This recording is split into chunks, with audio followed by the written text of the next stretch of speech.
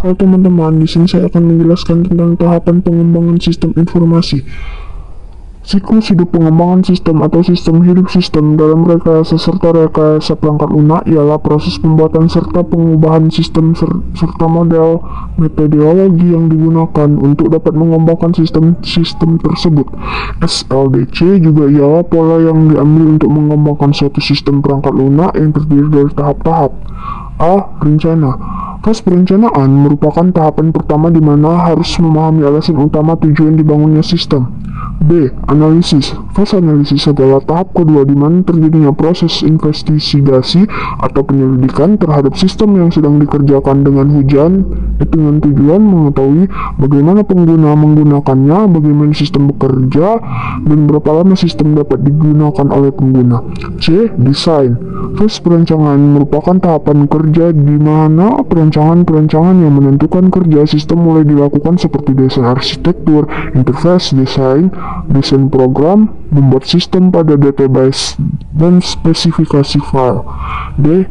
Implementasi. Fase implementasi adalah tahap yang dimana rancangan dari segala tahap sebelumnya diimplementasikan dan dilakukan percobaan pengujian pada sistem, rencana dukungan sistem, dan juga reinstalasi sistem. C. Uji coba. Fase pemeliharaan merupakan tahapan kelima di mana biasanya dilakukan oleh user atau admin yang dituju untuk menjaga sistem untuk tetap dapat beroperasi secara baik dan tetap menjamin bahwa sistem dapat terus berfungsi secara optimal dan normal.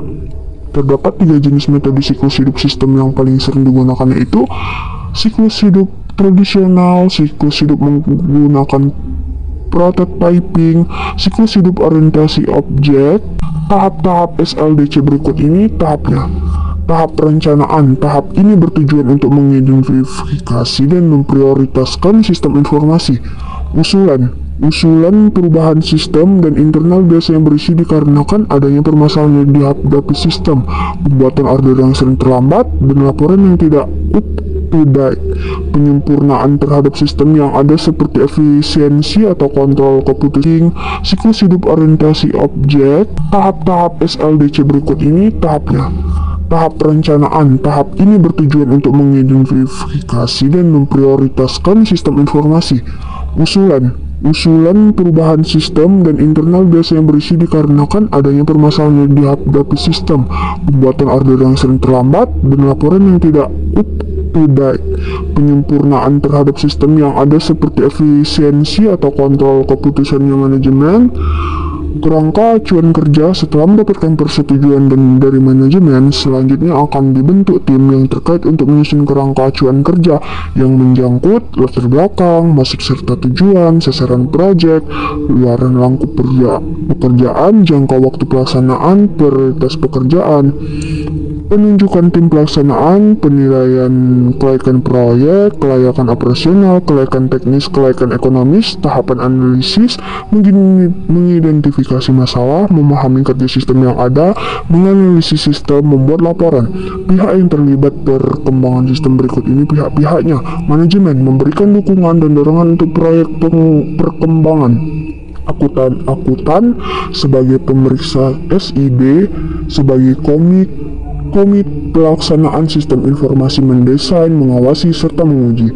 Mengelola siklus hidup pengembangan sistem, strategi sistem, variasi proyek, pengembangan di dalam perusahaan, paket komersial, pemeliharaan dan dukungan.